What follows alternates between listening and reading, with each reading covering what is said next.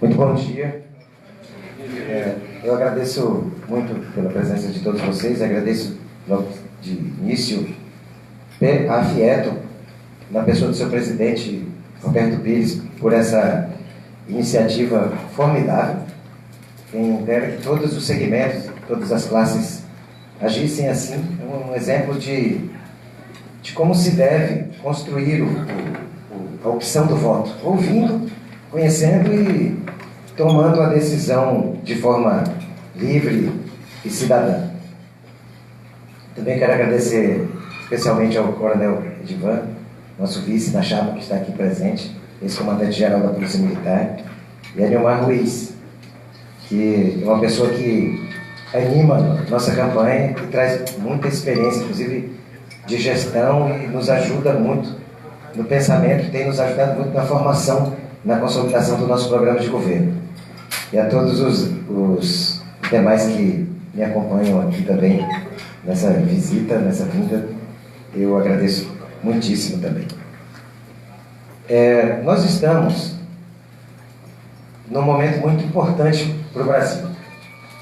Algumas situações foram simplesmente descobertas e reveladas.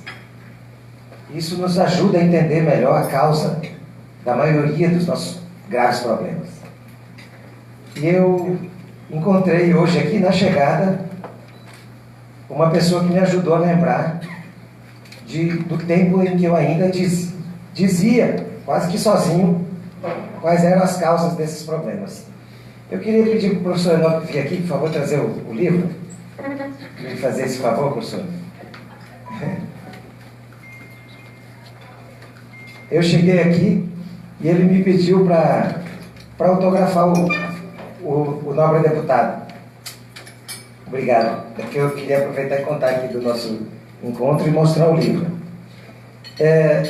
Não é propaganda, não, gente, do livro. Até, eu com muito orgulho posso dizer que ele está esgotado. 40 mil exemplares foram vendidos e está esgotado esse livro.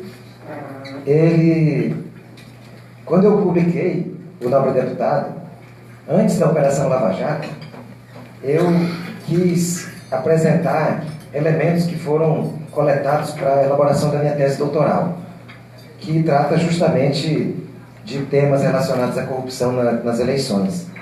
E o terceiro capítulo da tese foi todo elaborado com base em entrevistas que meu orientador não acreditou que eu fosse conseguir fazer. Eu havia colocado no projeto, mas ele falava que era virtualmente impossível conseguir que pessoas de dentro de esquemas ilegais falassem abertamente sobre como era a prática do delito. Só que essas pessoas não são delinquentes normais. Você não encontrará na última página dos jornais, mas muitas vezes na primeira página. São as nossas autoridades políticas. Eu entrevistei um senador, 2 deputados federais, vários deputados estaduais, prefeitos e ex-mandatários e também pessoas integrantes das campanhas. E achei e consegui fazer isso, com garantia do anonimato, obviamente. Eu juntei horas de gravações, consegui convencer a editora, quando eu decidi transformar isso num livro, a contratar uma pessoa para fazer a transcrição dos áudios em Portugal. A editora Leia é portuguesa. Eu consegui que eles contratassem uma pessoa fora do Brasil, uma única pessoa que ia ter acesso a esses áudios para transcrevê-los, inclusive com obrigações contratuais duríssimas, para garantir que não houvesse risco para a descoberta da identidade dos entrevistados.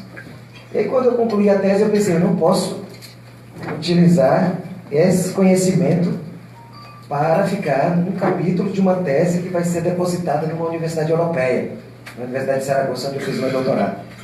Isso não vai ter impacto nenhum na vida das pessoas, um pouquinho no meio acadêmico. E foi aí que surgiu a ideia de escrever esse livro. Só que, para não publicar na linguagem acadêmica, que afasta a maioria do público, eu tive a ideia de construir um personagem chamado Cândido Peçanha, um deputado federal que ensina como se compra uma eleição, como se compra um mandato. Esse livro me rendeu pelo menos um prêmio literário importante. Um processo nas costas. que eu tenho muito orgulho, inclusive eu vou mandar emoldurar. E se Deus quiser eu vou afixar numa parede no gabinete onde eu pretendo trabalhar, no Palácio Araguaia.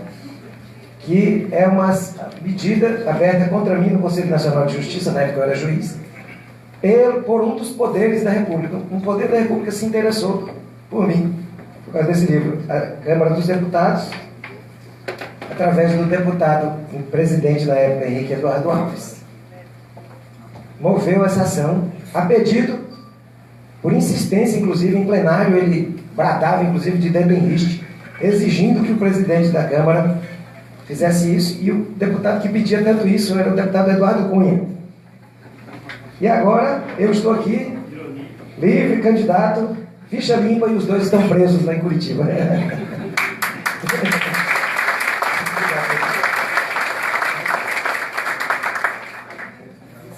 O fato é que eu estou realmente empenhado em ajudar a desmontar o mecanismo que é revelado nesse livro.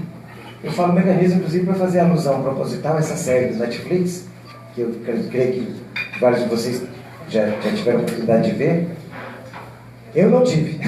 Com essa correria de campanha ainda não parei para ver. Mas já vi alguns trechos e também sinopses, e também uma entrevista do José Padilha, que é o autor e diretor da série, e que faz exatamente o que eu fiz no livro. Contar como as coisas se operam no universo da... Eu não chamo de velha política. Eu chamo de má política, porque a política é velha. A política é velha. É tão velha como a sociedade. Então eu não faço muito essa distinção de velha e nova política, não. Acontece quais são os procedimentos dentro da política, isso que interessa. Que a política é velha, e é bom que ela seja velha. Porque nós aprendemos muito com a política ao longo de milênios. E essa forma de fazer política, ela causa os problemas do Brasil, mas eu vou me referir especificamente, a partir de agora, aos problemas do Tocantins. Eu fiz questão de mencionar o livro, porque tem tudo a ver com o que nós estamos tratando aqui. Os males de um governo, eles já se revelam numa campanha. A maneira como se conduz uma campanha revela como se conduzirá o governo.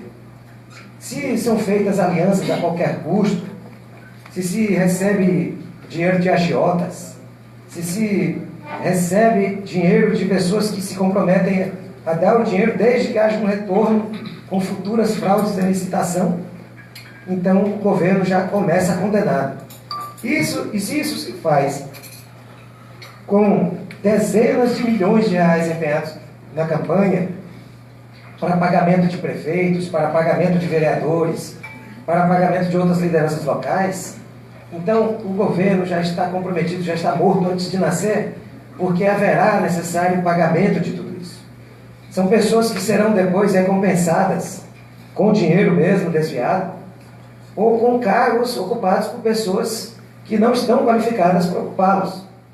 E muitas vezes gerará um fenômeno, que é um fenômeno brasileiro, e que está exponencialmente aumentado, agigantado no Tocantins, que é o fenômeno da ampliação indevida de cargos públicos para nomeação de pessoas que sequer trabalham, mas é recompensa do trabalho deste ou daquele deputado.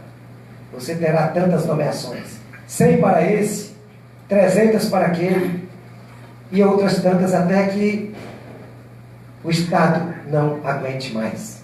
Foi o que aconteceu com o Tocantins. Essa história é uma história fácil de compreender. E não é preciso fazer uma tese doutoral para isso. Basta nós nos lembrarmos do que nós já sabemos. E nós sabemos que essa história podia ser prevista. Assim como nós podemos prever o que acontecerá se o eleito for uma pessoa que tem a mesma prática, que agora nessa eleição esteja também comprando apoio político, esteja também usando dinheiro de Caixa 2, esteja também pegando dinheiro com agiotas, esteja também comprando apoio dos chefes locais. Nós já sabemos onde isso dará, porque esses 29 anos de história nos mostraram como nós chegamos até aqui. É uma questão de dar continuidade ou de parar esse processo. Para parar esse processo, é preciso fundamentalmente prestar atenção já na eleição. Eu passei 20 anos da minha vida dizendo isso. Lá no Movimento de Combate à Corrupção Eleitoral, nós temos um lema: voto não tem preço, tem consequências. Não é, amigo Gedão Itaú? Foi conselheiro federal da OAB justamente no período em que a OAB apoiou e garantiu a aprovação da lei da ficha limpa. Então ele sabe muito bem do que eu estou falando, dessa missão que cumpre o Movimento de Combate à Corrupção Eleitoral. Voto não tem preço, tem consequências. Não é um provérbio moralista ou messiânico. Não, é um ditado absolutamente prático e pragmático e que nós devemos levar em conta, porque é isso que vai definir como nós viveremos pelo mandato tampão e depois pelos próximos 4 anos. É isso que vai definir. Nós temos pouca atenção às eleições. Nós damos, historicamente, como brasileiros, pouca atenção às eleições. A ideia do voto comprado, ela às vezes se sofistica, mas não muda. Nós não percebemos que o cidadão, como aquele que me mandou ontem uma mensagem de WhatsApp, que disse assim: eu sou eleitor em Indianópolis e tenho 10 eleitores na minha família, aqui em casa. Eu queria saber quanto você me paga por esses votos. Por WhatsApp. Eu falei, a tecnologia chegou ao domínio da compra de votos. Aí eu respondi para ele, o que eu sempre respondo nessas circunstâncias, que essa lei contra a compra de votos, eu ajudei a fazer. Que isso é errado, que isso contamina as eleições. Eu fui escrevendo lá para ele. Aí depois ele falou assim, desculpe, por favor. O fato é que a gente pensa na compra de votos dessa maneira, mas não é. Ela acontece de maneira muito mais sofisticada. Lá em Brasília, por exemplo, se vota nos candidatos que se comprometem a regularizar aqueles terrenos à beira do Lago Sul, onde estão mansões. E aí chega uma pessoa, vote em mim que eu vou regularizar a sua área de mansão. Mas aí parece que, não, isso é interessante, eu vou votar. Mas é a mesma coisa da dentadura. É a mesma coisa do milheiro de tijolos. A diferença é que não é só um milheiro de tijolo. São vários milheiros de tijolos que construíram uma mansão. Mas a lógica é que está errada. Nós precisamos mudar essa lógica. No caso do Tocantins, isso é muito necessário, urgente e prático para o Estado não quebrar. Eu me recuso a dizer que um Estado com as características, com as dimensões e com o gigantismo em determinados campos que o Tocantins tem, já está quebrado. Mas ele está caminhando rapidamente nessa direção. Eu falo que ele não está quebrado porque nós temos todas as condições de reverter.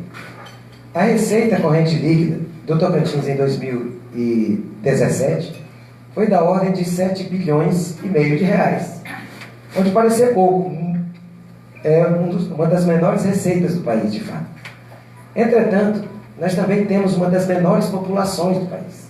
Se nós olharmos em termos per capita, nós temos o dobro da receita, mais do que o dobro da receita do vizinho estado do Maranhão, por exemplo, onde são mais de 5 milhões de habitantes. E, em compensação, nós vivemos de uma forma extremamente precária em termos de serviços públicos, inclusive em termos de investimento em infraestrutura, como se houvesse necessidade de tanta pobreza. E não há. Na verdade, o que aconteceram foram escolhas ruins. Escolhas ruins por parte de governantes eleitos de maneiras inadequadas e que tinham que pagar o preço dessa eleição. E aí nós tivemos esse inchaço inadequado da máquina pública, agigantada. Tocantins, o Estado é o maior empregador. Como pode? Não faz sentido. Isso é contra a menor lógica. Ou então nós estamos querendo transformar isso aqui numa república socialista, no Soviet, e aí tudo será público. Não, não é. Nem mesmo é esse ideário que está por trás disso. É pura e simples irresponsabilidade. Porque faz com que se deixe de dar atenção devida ao que deve ter atenção e se dá muita atenção àquilo em que o Estado não deveria estar envolvido. Não é papel do Estado gerar emprego dentro dele próprio. O serviço público Isso é básico, ele deve funcionar, e eu não sou defensor do Estado mínimo, não. E nem do máximo. Eu sou defensor do Estado necessário. O Estado que é muito bom e funciona bem em tudo que é cobrado constitucionalmente dele. Não é essa história de um Estado precário que não atende ninguém e deixa todos ao seu alvedrio, à sua própria sorte. Eu não comungo com isso. Tem uma base ali que é a responsabilidade de todos, garantir saúde pública de alta qualidade, garantir que todos serão educados em nível de excelência para que haja igualdade de disputa depois.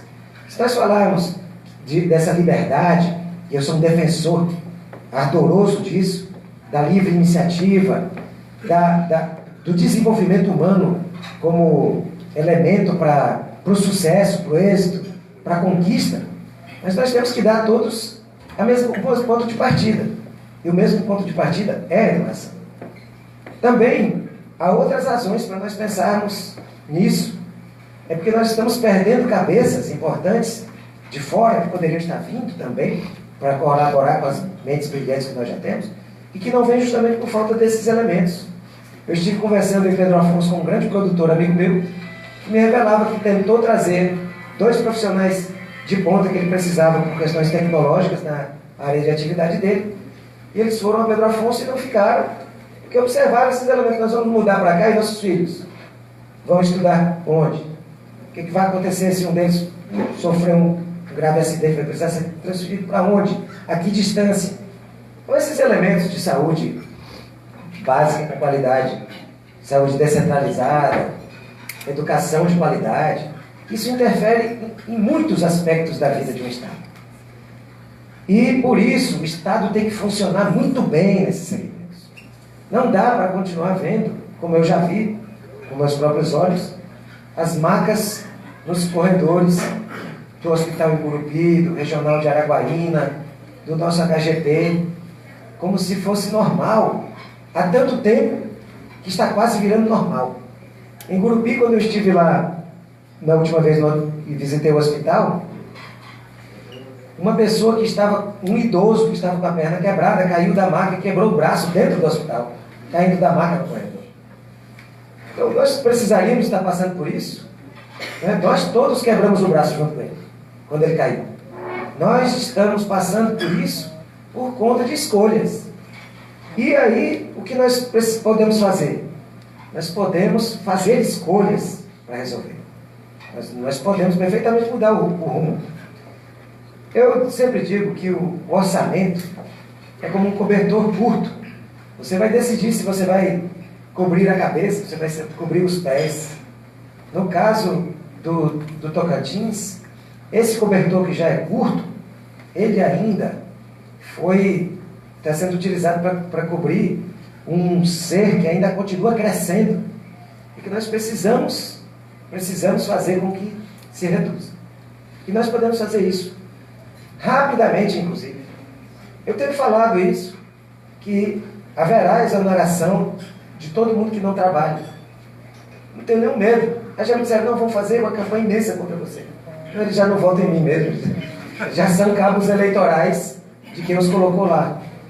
Mas não é isso, é porque eu não posso falar mentira querendo pregar a verdade. Não posso dizer que eu vou fazer algo, dizer um programa, sem dizer algumas, sem apontar medidas. Olha, se eu quero que haja investimento, eu não posso deixar de dizer que primeiras medidas serão adotadas para haver um caminhar do Estado no sentido do retorno ao período de investimento. E exonerar quem é cabo eleitoral, pago pelo governo, isso é um dever legal, inclusive é uma prática ilícita de quem mantém essas pessoas. Eu não estou falando de milhares de contratados que cumprem um papel importante que não podem, que seria um dano terrível para o Estado, a exoneração dessas pessoas, nos hospitais, nas escolas, em vários lugares onde cumprem um papel importantíssimo. Mas há um número alarmante de cabos eleitorais. Eu, num determinado PROCON aí, eu não vou falar em qual para não entregar a pessoa que me relatou, mas um dirigente local do PROCON, ele me disse que, ele falou assim, por dia eu recebia Já cheguei a receber 2, 3 nomeações no dia. Aí no outro dia mais 2. Só que o órgão já estava lotado há muito tempo, não cabem as pessoas lá. Falou, é impossível fazer uma reunião das pessoas nomeadas para cá dentro do pequeno prédio onde funciona o PROCON, das salas lá. Aí eu falei, e aí como é que você faz? Ele disse, não, eu escolhi entre os nomeados quem eu acho que tem capacidade de trabalho real e chamei eles para trabalhar. E os outros? Os outros ficam lá, só recebendo mesmo o que eu vou fazer. Nem que eu queira, eles conseguem trabalhar aqui. Quer dizer, isso é...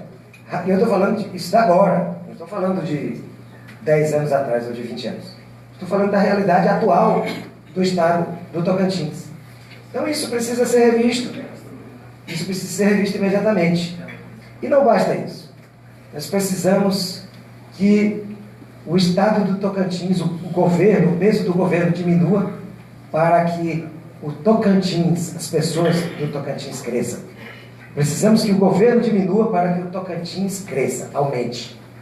Que Tocantins é esse? É o Tocantins que está tomando café da manhã nesta sala aqui hoje, na Fiento. Que está na mola mestra, no ponto, no eixo fundante do programa de governo nosso. Nós enxergamos justamente essa distorção. O Estado agigantado por práticas inidôneas e, de outro lado, quem era para estar crescendo e fazendo o Tocantins crescer e brilhar no cenário nacional e até internacional com suas potencialidades, está com a corda no pescoço, pagando a conta desse gigantismo, com tributos destituídos de inteligência no seu desenho e mais destituídos de negociação. Um governo moderno, antes de tudo, um grande negociador. Estabelecem-se metas para a sociedade e negocia-se com os segmentos da sociedade o alcance dessas metas. Não é contra segmento algum que vai se chegar a nenhum ponto, especialmente com o segmento que é justamente o que alimenta o governo com recursos, o setor empresarial. Eu estive recentemente no encontro das cadeias produtivas lá na Agrotins. Tive a oportunidade de falar isso com grandes nomes do agronegócio. E eu acho que eu fui muito bem compreendido lá. Até porque, por ser da rede, vários já tinham dito, olha, o pessoal daqui não gosta muito desse negócio de rede de sustentabilidade, não. E eu insisti muito nesse diálogo com o agronegócio, justamente para que fosse extraída o último sinal de preconceito. Não temos nenhum tipo de posição contrária ao desenvolvimento, embora sejamos apegados a alguma coisa que todo empresário também é apegado hoje. Se já não foi outrora, mas hoje não há exceção. Todos compreendem a necessidade e o que é o desenvolvimento sustentável. O desenvolvimento sustentável é o desenvolvimento que não volta atrás. É o desenvolvimento que continua.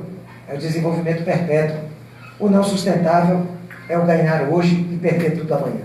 E não deixar nada para os netos, para os filhos, para os netos e para as gerações seguintes.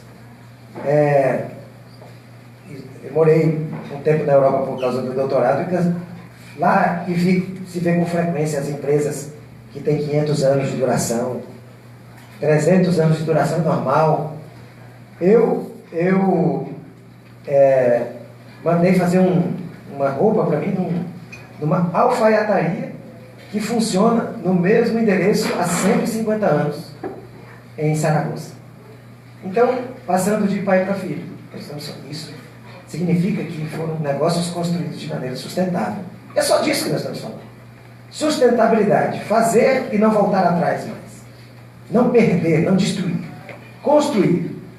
Com isso, a rede está envolvida e eu, particularmente, estou muito comprometido.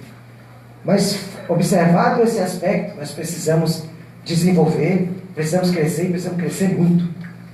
Precisamos aumentar muito a área plantada no estado do Tocantins. Nós temos potencial ambiental de sobra para dobrar, e foi esse um compromisso que eu assumi ali, e volto a afirmar, dobrar a área plantada. Obviamente não estou falando do mandato tampão, mas nós estamos praticamente numa campanha só. Mas num período de um mandato de 4 anos, é possível dobrar a área plantada do Tocantins porque 50% haverá de expansão, muito provavelmente, se o governo não impedir, só pela força natural do empreendedorismo da área, segundo projeções da Embrapa. Então, que venha o auxílio do governo para ampliar isso, dobrar esse alcance. E, junto com isso, robustecer a agroindústria.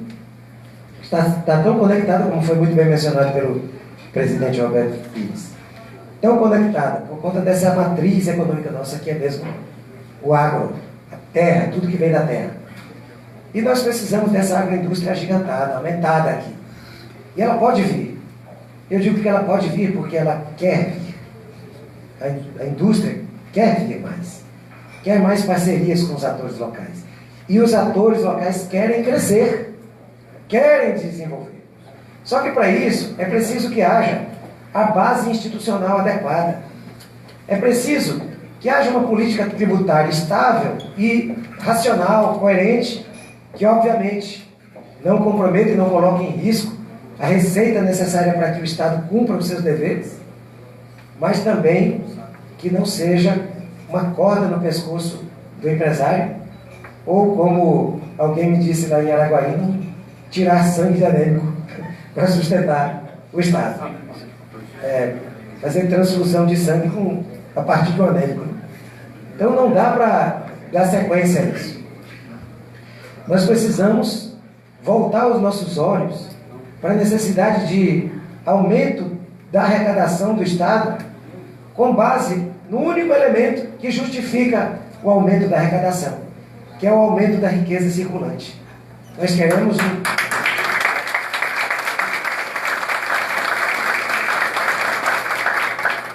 Hoje se faz o oposto.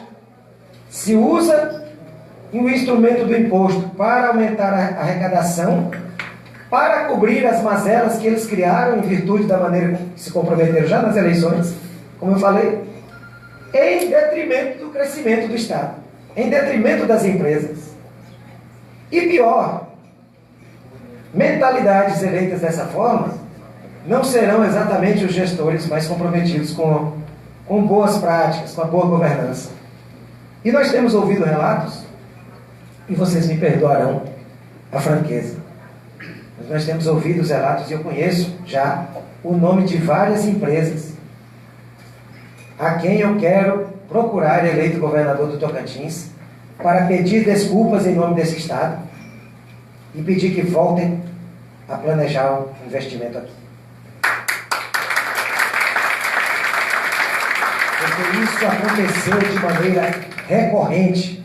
E eu já tenho os nomes de várias empresas. Uma delas com um projeto imenso de suinocultura para Gurupi, que seria projetado para ser um dos 3 maiores do Brasil. E que não veio, não apenas em virtude de questões tributárias, não é disso que eu estou falando mais não. Eu estou falando porque houve pedido de propina aqui no estado do Tocantins, porque houve pedido de sociedade. Porque a sociedade é a propina permanente. Eu vou virar membro da tua família e você vai me aturar para sempre agora. E ninguém aceita mais isso. Um grupo espanhol de 300 anos vai vir para o Tocantins e vai aceitar um negócio desse? Com os preços disputados aos centavos no mercado, hipercompetitivo, não há lugar no orçamento. E, aliás, não há nem como justificar no livro caixa a razão disso. Uma empresa de medicamentos que queria vir para cá, também uma indústria farmacêutica que queria vir para cá, passou pelo mesmo problema e acabou migrando para um estado do Nordeste, onde já tem o triplo do número de empregos que ela anunciou na época que pretendia criar aqui no estado. O triplo tem hoje. Num estado que acolheu bem essa empresa, contra um estado que recebeu essa empresa com pedido de sociedade. Então, o que nós estamos fazendo com o nosso povo? O que nós estamos fazendo conosco? Porque isso tudo significa, para todos vocês, empresários, e para todos nós da sociedade, menos dinheiro circulante, menos famílias integradas no mercado consumidor, menos cidadãos independentes. E me parece que aí é que está a chave. Porque se é para gerar cidadão independente, é isso que acontece quando alguém tem um emprego digno, e carteira assinada e tudo, então parece que o pensamento é o seguinte: olha, se é para gerar uma multidão de cidadãos livres, então pelo menos que nos paguem dinheiro e nos coloquem como sócios aqui. Senão não deixo não. Porque não ganho nada de imediato e depois eu vou perder o poder político, claro, porque essas pessoas votarão de forma livre e independente.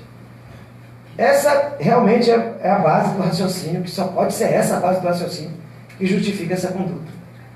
E aí o resultado, ontem até eu falava com um empresário anteontem lá em Araguaína, aí ele falou assim: olha, eu vou marcar, nós temos ido fazer várias visitas a empresas, inclusive aqui em Palmas o Lauro Valadares já conseguiu várias dessas reuniões, inclusive amanhã também nós faremos bem cedo um encontro com todos os empregados. Mas tem uma diferença: o patrão não vai dizer para o empregado que ele vai votar. Ele abre as portas da empresa, o candidato ele fala e vai tentar convencer individualmente. Mas não existe esse tipo de hierarquia. A não ser a hierarquia do trabalho entre patrão e empregado, não existe outra. Já no trabalho aviltado, que é o contrato precário dado pelo deputado, até isso se sujeita, até isso se coloca em submissão. Você retira, você mata a cidadania da pessoa. Nós temos testemunhado isso. Eu sou puxado com frequência para um cantinho e... olha, eu estou andando numa caminhada, a pessoa me chama de lado, eu já penso assim: ou vai pedir dinheiro, ou vai dizer que é servidor contratado e não pode declarar voto. Quando me chamam de lado aí... Mas a maioria é isso. Olha, ou eu sou contratado, então minha mulher é contratada, não sei quem é. E todo mundo lá em casa vai votar em você, só que eu não posso dizer. Lá em Indianópolis, foi mais curioso. Nós estávamos um grupo de pessoas andando por uma rua principal lá da cidade, indo para uma rádio. Como era muito perto do local em que a gente estava, resolvemos ir a pé. E aí foi um grupo relativamente grande ali, de umas 15 pessoas, apoiadores, que me acompanhavam até a rádio. Mas aí alguém teve a ideia de tirar foto. E eram só apoiadores meus. Estavam pedindo foto. Na hora da foto, metade do grupo saiu da foto. Aí eu já sabia por quê. Mas eu disse: não, volta, é a hora da foto. Não dá, na foto não. Então é isso precisa acabar. E eu garanto uma coisa para vocês: isso pode acabar, esse tipo de coisa acaba rapidamente. Elegendo Marlon Reis acaba rapidamente. Porque eu não tenho coragem de fazer um negócio desse. Os servidores do Tocantins, nas eleições de 2022, votarão livremente em quem quiserem. E só vão votar no governador se o governador convencê-los de que merece o voto. Ninguém vai ser ameaçado, ninguém vai ser colocado com a cabeça a prêmio. Ninguém fará isso. Eu não tenho estrutura nem psicológica para fazer um negócio desse. Não consigo nem compreender como é que alguém pode ter. Então esse tipo de coisa muda quando há guinadas históricas. Uma coisa que eu aprendi na vida é que as sociedades mudam. As sociedades mudam. Foi muito bom ter estado lá na Espanha em 2005. Foi um ano inteiro longe do Brasil. É só quando a gente está fora que a gente descobre o tanto que esse país, de que a gente tanto reclama, é absolutamente maravilhoso e não tem nenhum outro melhor do mundo. Um dia que eu fui tomar um suco de maracujá, que eu descobri que veio suco concentrado do Oriente Médio. Aí não existe fruta tropical na Europa. Aí quando eu senti, 8 meses depois, longe do Brasil, gosto do maracujá, eu chorei. Esse país aqui é o melhor do mundo, onde tem tudo fácil, farto. As pessoas pobres daqui moram em casas maiores do que as pessoas de classe média alta da Europa, que moram em cubículos, em apartamentos ínfimos. Nós temos um potencial absurdo que a gente não sabe utilizar pela nossa fartura. Mas, fundamentalmente, o que eu queria dizer é que quando eu passava lá esse tempo na Europa, aí eu aproveitei para conhecer bastante. Fui estudar na Alemanha, passei um tempo na Alemanha, passei um período na França, países próximos. Na França eu ia de carro. Saragoça fica a 150 quilômetros da fronteira com a França. Então, eu descobri muitos livros que me encantaram. livros que falavam da maneira como houve a migração da situação da compra de voto para uma situação de melhoria, de compreensão da gestão pública nos primeiros níveis que ajudaram a transformar a Europa no que ela é hoje. E uma dessas histórias eu nunca esquecerei. O dia em que Barcelona votou de forma livre pela primeira vez. Em 1901, Barcelona terminou de contar os votos e descobriu que não havia sido eleito um cacique. A expressão que a gente passou a utilizar aqui no Brasil para isso é coronel. Lá eles chamavam de caciquismo, nosso coronelismo. O cacique era o que mandava tudo, em tudo. Era o dono da administração pública, nomeava as pessoas e também era o maior rico, o maior proprietário rural. Terrateniente, como eles chamam. O nosso latifundiário. É a mesma história do nosso coronelismo. Em 1901, apareceu eleito um cidadão de classe média, profissional, liberal.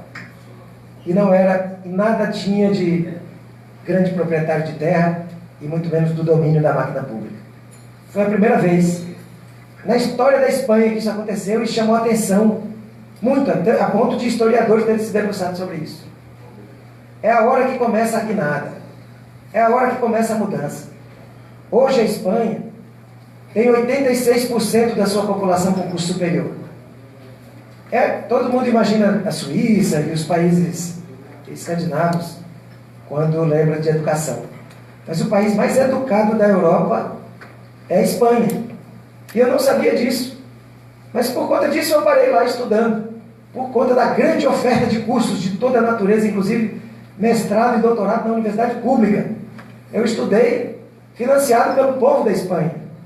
Se dá o luxo de oferecer vagas para pessoas de toda parte do mundo. Foi assim que eu parei lá.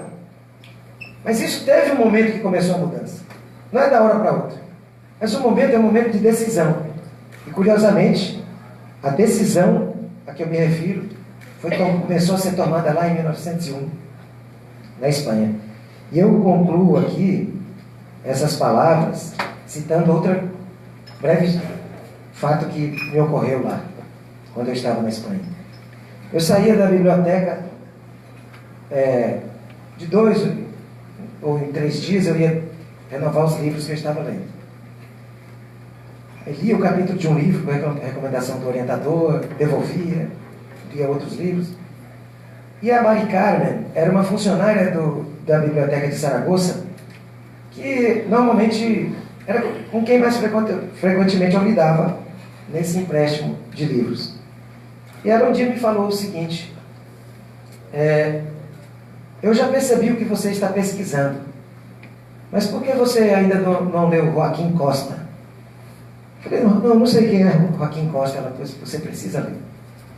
Aí ela me falou rapidamente quem era e eu não tive dúvida. Eu voltei lá na biblioteca e peguei 2 tomos da obra completa, são 2 livros grossos, que começam com a tese doutoral de Joaquim Costa, um saragoçano, aliás, aragonês.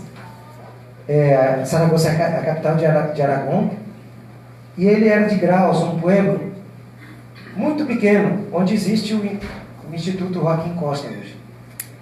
Ele também, em 1901, defendeu uma tese de doutorado, lá na mesma Universidade de Saragoça, onde eu defendi a minha, sobre a compra de votos na Espanha. E falava sobre oligarquia e caciquismo como a atual forma de governo na Espanha. E eu não li a obra de Joaquim Costa, eu devorei. Eu aprendi muito. Por causa disso é que existe o nobre deputado. Por causa disso que a minha tese doutoral teve a linha que teve. Por causa disso, eu passei a saber, a ter um olhar melhor sobre o quanto a sociologia é justamente a argamassa de que eu precisava para compreender melhor e pensar a minha contribuição social. Tudo vem daí. Eu espero um Tocantins que seja um lugar de onde ninguém mais precise sair, como eu precisei sair quando criança, levado pelos meus pais em busca de melhores condições. As duas coisas de que me acusam são de não ter estado aqui todos esses anos, que é só em parte verdade, porque eu nunca parei de vir aqui, e nem teria só se eu fosse uma pessoa muito ingrata, porque toda a minha família do meu pai e da minha mãe estão aqui. E eu sempre estive nos lugares mais próximos do Tocantins. Alto Parnaíba, Balsas, Riachão e, por fim, Imperatriz. Minhas comarcas foram todas aqui, mais próximas para ficar colado no meu estado. E mais, a outra coisa que me acusa, ele não tem experiência, porque ele nunca participou desses governos, então ele não conhece gestão. Aí, para esses eu respondo, graças a Deus, eu não participei de nada que vocês participaram. Muito obrigado.